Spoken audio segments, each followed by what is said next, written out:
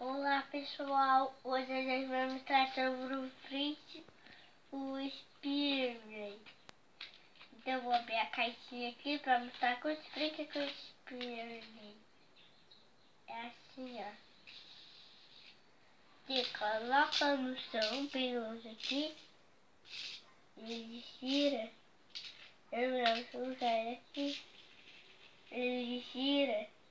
Ele para na mão, se você colocar ele no chão. Então, se vocês querem ver, a gente vai mostrar sobre fazer também aqui o leito. Tá? As florzinhas são as mesmas florzinhas. Tá vendo? Isso é a florzinha.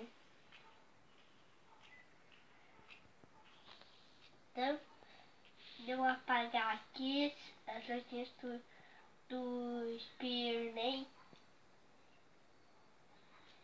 Então, se vocês querem ver mais vídeos legais do Spearmint,